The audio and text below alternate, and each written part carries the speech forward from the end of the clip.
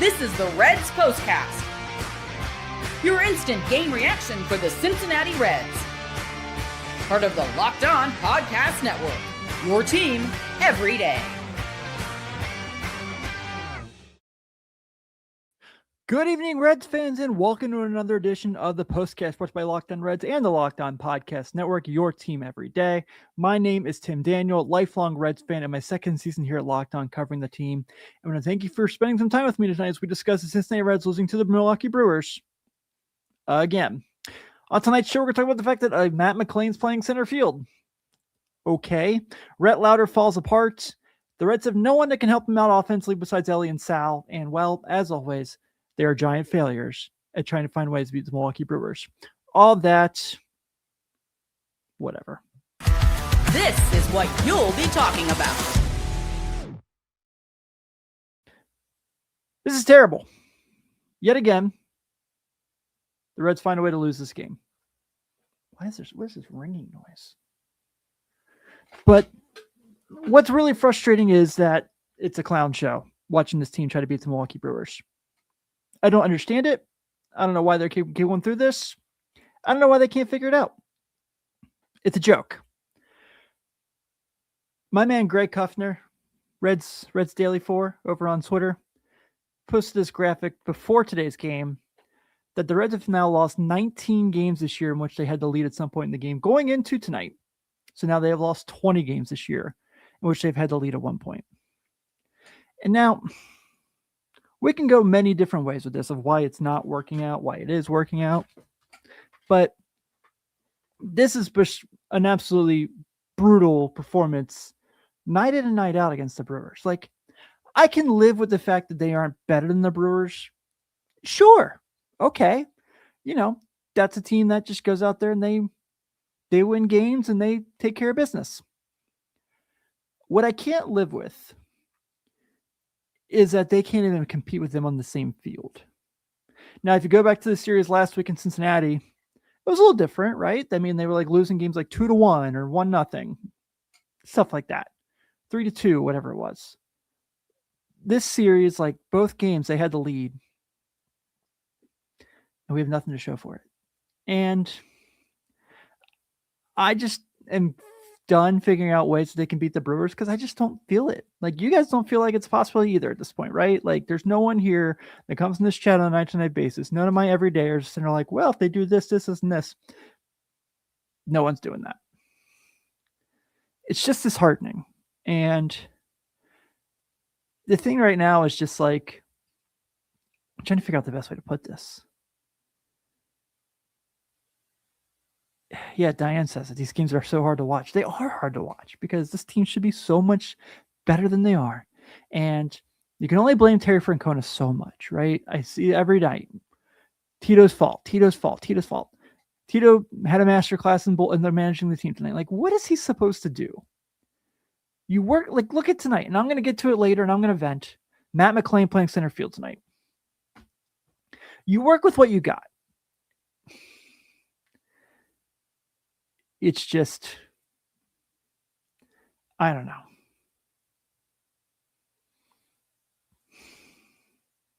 Gregory says, call up Hector Rodriguez. Yes, call up Hector Rodriguez.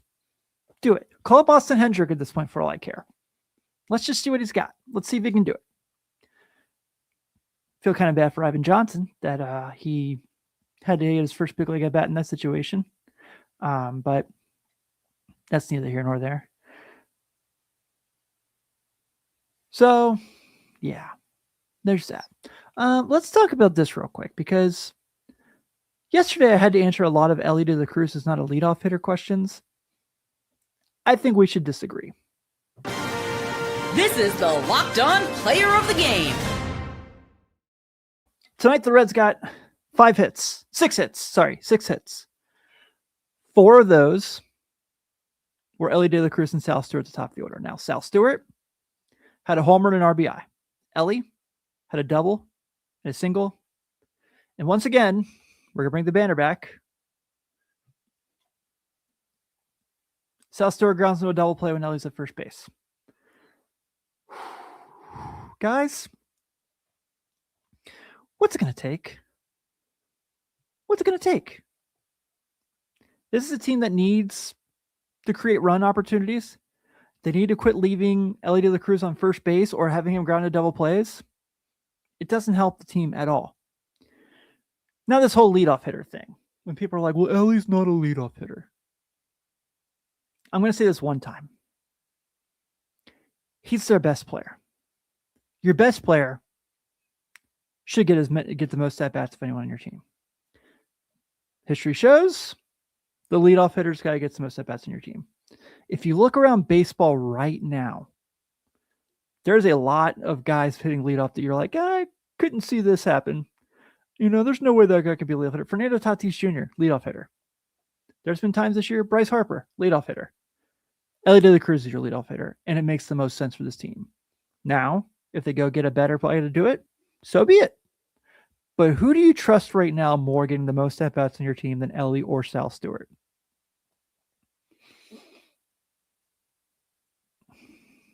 Novi Marte got a hit tonight. That's great. That was nice to see. Then Nathaniel Lowe in the 9th inning, down the last strike of the game, rips the ball down the line. That's nice to see too. It's just too little too late. And we go back to the thing we go back to all the time. 1 for 7 with runners in scoring position tonight. 1 for 7. And look, I'm going to say it again. Hats off to the Brewers. Brandon Sprout, who's had a really bad year, has had 2 excellent starts back-to-back against the Reds. 17 strikeouts and 2 starts against the Reds.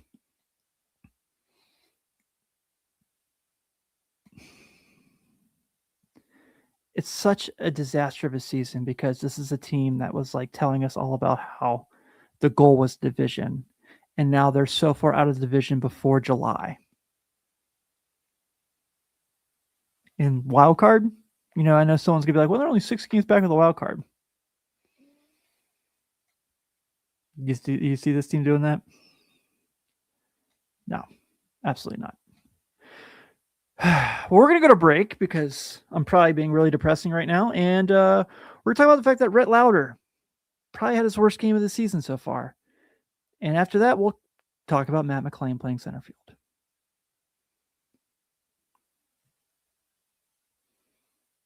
But first, this episode is brought to you by FanDuel. The biggest stage in world soccer is here, and every match feels like it has the potential for a memorable moment. One goal can completely change the energy of a game, shift momentum, and alter the outcome in an instant. That's what makes tournament soccer so exciting, from the opening whistle to the final kick.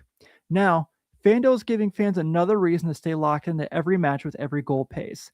Bet on a match and get the bonus bets for every goal scored in that match. More goals mean more bonus bets. All you have to do is turn on your token. That's what I love about these tournaments. You can turn on a match between teams you don't normally follow, and suddenly one goal changes everything. Tension builds so quickly that you're invested before you even realize it. I'd be looking for those matchups where both teams are aggressive offensively, because those games can open up fast. The more chances being created, the more exciting the match becomes from beginning to end. And now you get the benefit for each goal scored. From the opening whistle to the final kick, let there be goals on FanDuel. Visit FanDuel.com to get started now.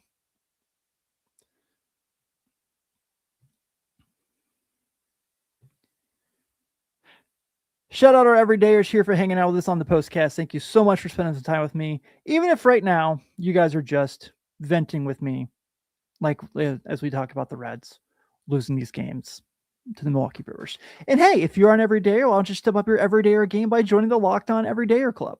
Go to lockedonreds.supercast.com or the link below here at lockedonpodcast.com/everydayer. It's $5 a month or $50 a year. You get access to ad-free episodes of all your favorite shows. We have some Brewers fans in the house, so if you guys want to join and go to the Locked On Brewers, I like those guys a lot over there. They're good people. Check them out there. You can also check out all your favorite Locked On shows as well. Like me over at Locked On Cavs, who maybe I'm going to have a lot of fun to talk about here in the near future. But we should get there as well. Let's talk about Rhett Lowder tonight, because it was kind of disheartening to see what happened. Since hindsight is always 20/20, let's deliver today's second guess. You guys know I'm a big Rhett Lowder fan. I got a lot of belief in Rhett Lowder. And he's a guy that I do think is going to have a really good future. He's battled shoulder injuries. He was injured all of last year. Hopefully that's not the story of his career. But tonight it was kind of like death by 1,000 cuts. And, it looked pretty promising there for a bit. Like he was pitching fairly well. Gave up that run the second inning, and the fourth kind of falls apart, obviously, which you can only blame so much that on. I mean, do I have that right? Yeah. Okay. So that part's disheartening. But he also has found this way that he just kind of, what's the word I'm looking for? Like tonight was great because he only had one walk and he had 8 strikeouts. And we've been kind of wanting to see him get better grip on his control. But it was one of those things where they were playing station to station on him and he was really struggling to get outs. And that's the part that's disappointing. I think he's got a bright future. I think he's going to be a really good pitcher. He's really good. He's really bad away from GABP right now. I think he's got like over a 6 ERA away from GABP. So that's disheartening. But he's young. He doesn't have a whole lot of major league starts under his belt. Like we said, he's already been to the IL once this year. I'm curious if he's the guy that goes down when Hunter comes back on Saturday. Gets a couple more starts in Louisville to kind of find his groove again. We'll see how that goes. But I hope the best for him. I think he'll figure it out, and I think he'll be a really good pitcher in the future.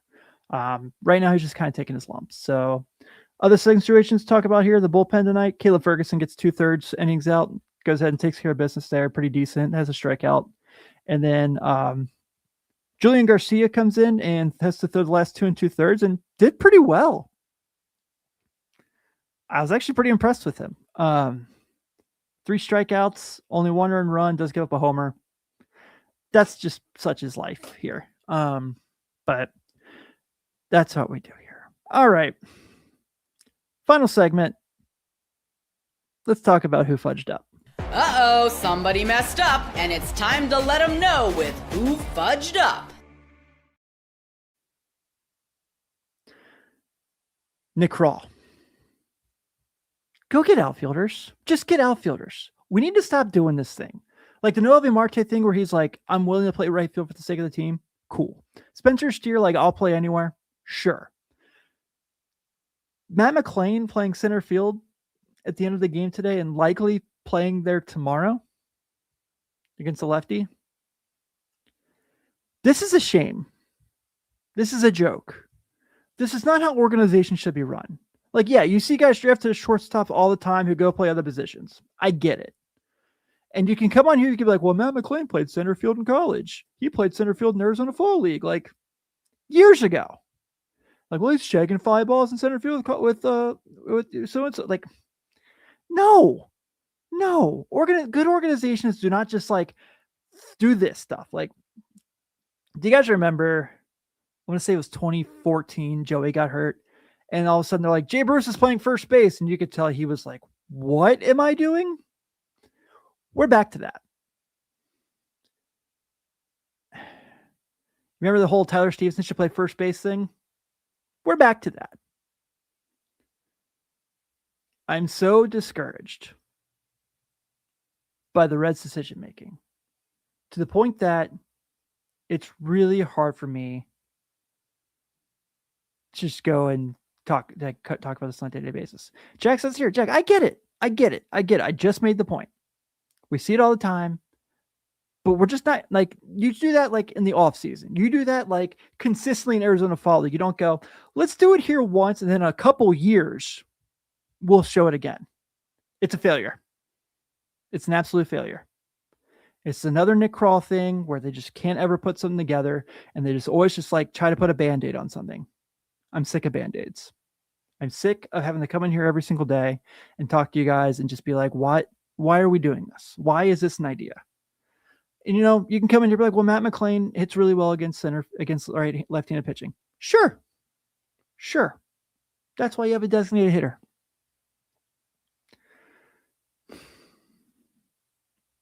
I want Matt McLain to be good so much. I want him to be a star. I've given up the thought that that's going to happen. Boy, this is dumb. I'm sorry. It just is. This is a really bad idea. But now we close it out because the Reds are, in fact, losers to the Milwaukee Brewers yet again. The Brewers have 7 runs on 14 hits and no errors. 14 hits. The Reds have 2 runs on 6 hits, no errors. Brandon Sproat is your winning pitcher. He is now 3-4 with a 5.28. Rhett Lowder takes the loss. He is now 3-6 with a 5.31. And the Reds are back at it tomorrow against the Milwaukee Brewers. And this game will be broadcast on ESPN. Just to give you a heads up. So if you guys are going to, we can just all watch it together. Andrew Abbott takes the hill for the Reds. He's 5-4 with a 3.90 ERA. He'll be going against Shane Drowan, who is 3-2 with a 3.12 ERA. That game starts at 8:10. So we will be on pretty late tomorrow. But once again, I'm kind of excited for an ESPN broadcast. Love John, love all those guys, love Cowboy, but I like national broadcasts. It's fun to hear a different thing. But everyone, thanks so much for hanging out. I'm Tim Daniel. Have a good night. Go Redlegs. And actually, I'll be filling in for Jeff on Locked on Reds. I'll see you guys tomorrow.